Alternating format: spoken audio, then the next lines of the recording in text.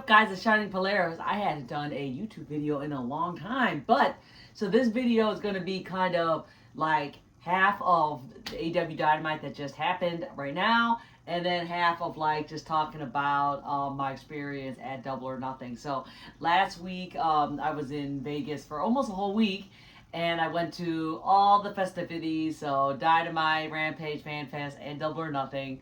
An amazing time. Like, it was really cool. So, of course, very sure you guys want to see what I got there. So, here I'm going to show you.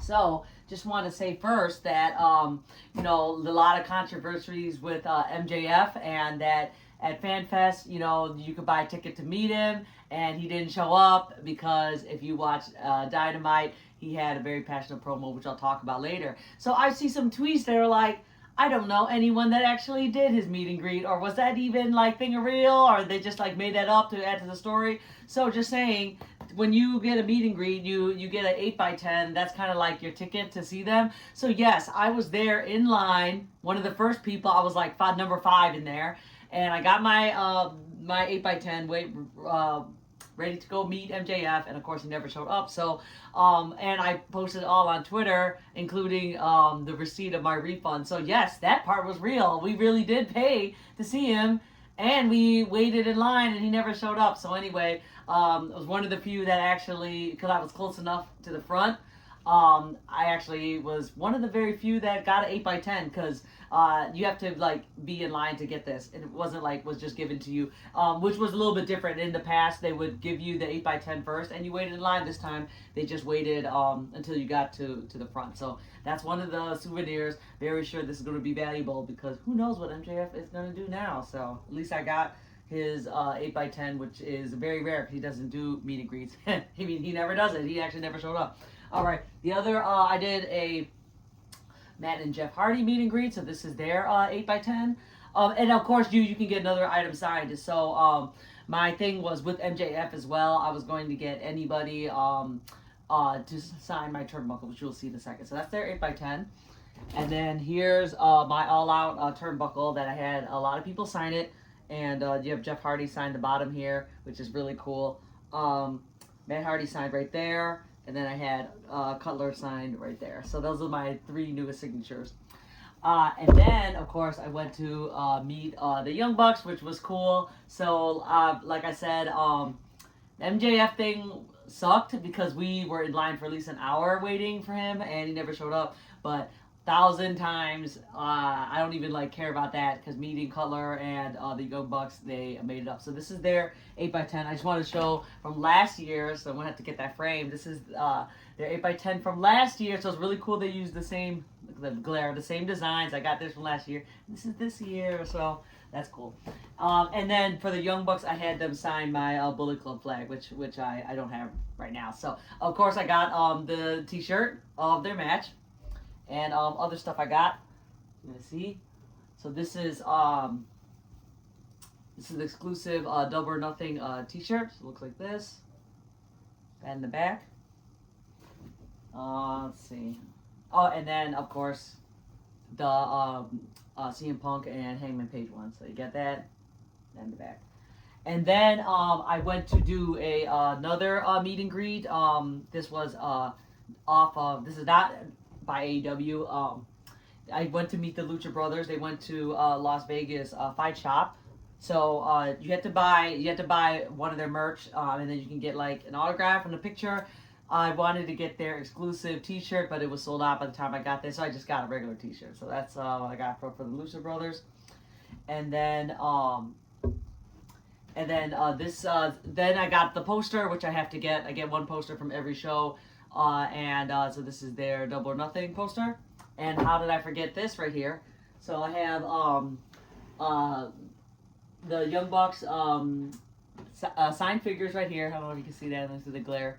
I'll move that down. So got their signed figures, but then this is the big piece right here, the Kenny Omega figure. And it sucked because you could only buy one, while last year you could buy several. So like, you can't even see it here, but I have it right here, the Jericho Chase figure. I bought a few of those, but they only allow you to get one Kenny Omega this time. So that's cool. So I finally got You can Matt Jackson signed figures here and Kenny Omega's. All right, so that's what I got at Double or Nothing. I think that's my swag. And so the show, I'll just run that down really quickly because I want to talk about Dynamite. But of course, my favorite, I will say my favorite matches and it was a very long show, right? So my top three favorite matches, I'll say number one was the main event, Adam Page versus CM Punk. Number two was the Anarchy match.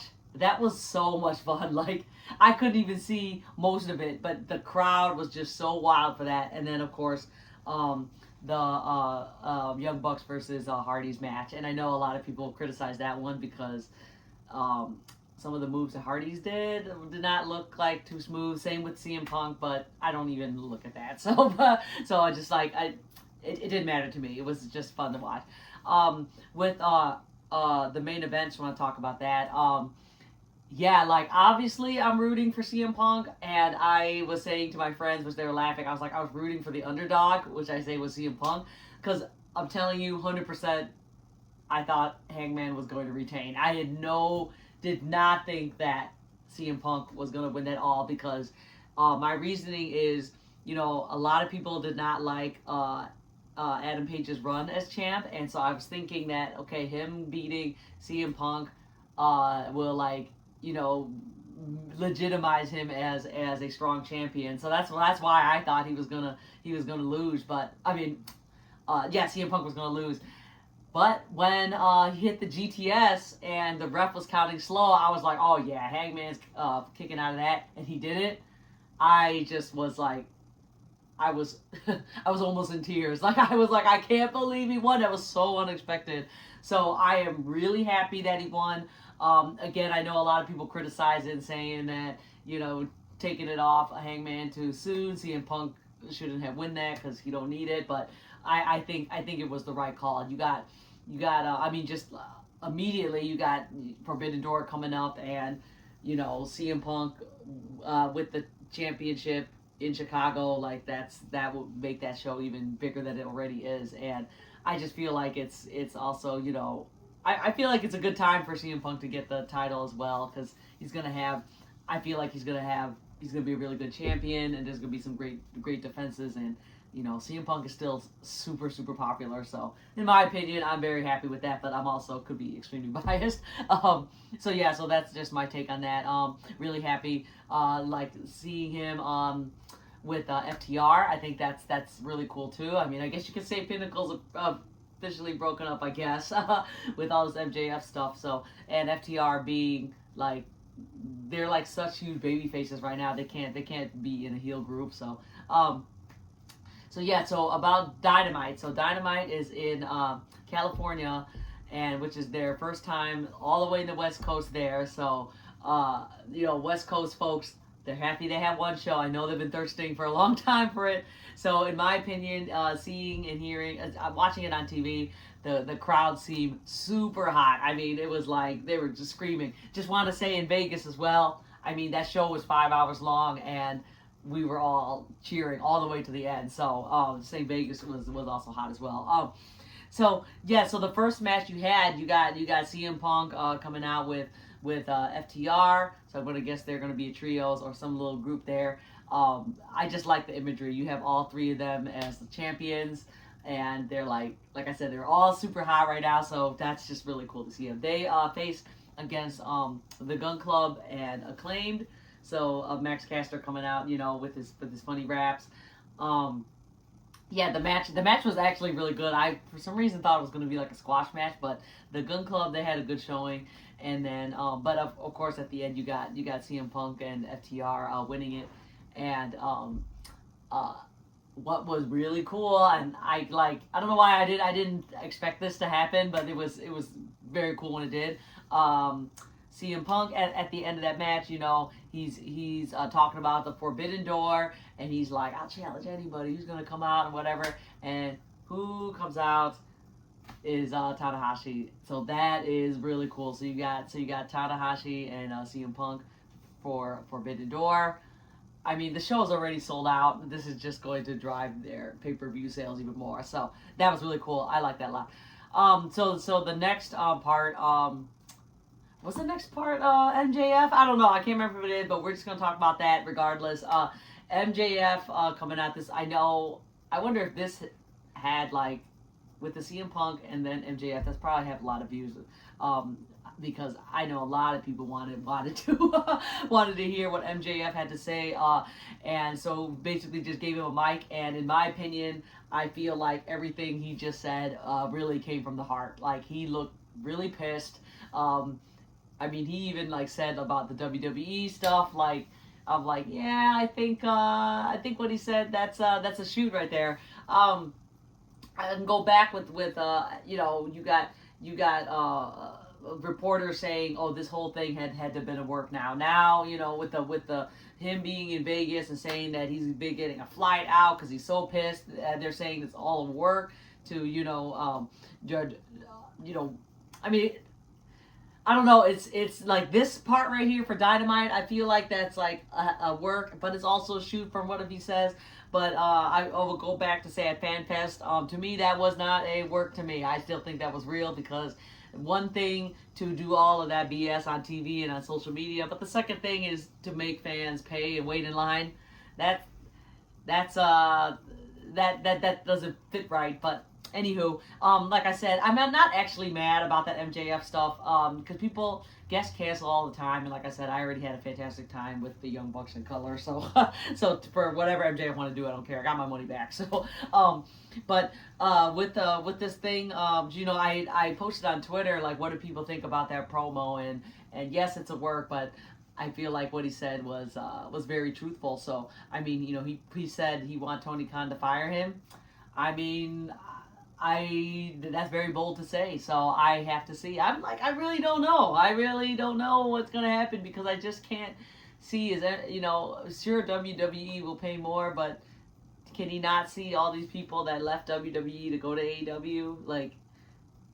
Yeah, if he went to WWE right now, maybe he'll be pushed very well like Cody. But Cody just started. Like he just came back, so give it a year. Is Cody still going to be, like their top guy? I don't know. So we'll have to see. If MJF really wants to leave, I say let him go and see how green, the grass is green on the other side. So I don't know. That's just my take. I still I just don't know. I don't know. I don't know if this is if this is some sort of huge work and to make MJF a super villain, or MJF really wants to leave and let him go. So okay. Anywho, and then the match I wanted to see, of course, was the huge 10-man match. This was Jurassic Express, Christian, Matt Hardy, and who am I missing in that group? Darby. There you go. I was like, who am I missing?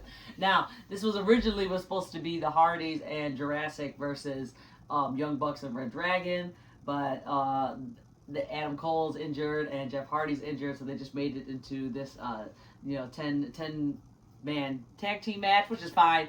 And then for so the other side, you still have Young Bucks, Red Dragon, and Hikuleo, which is great because you want to keep pushing that Forbidden Door and New Japan relationship.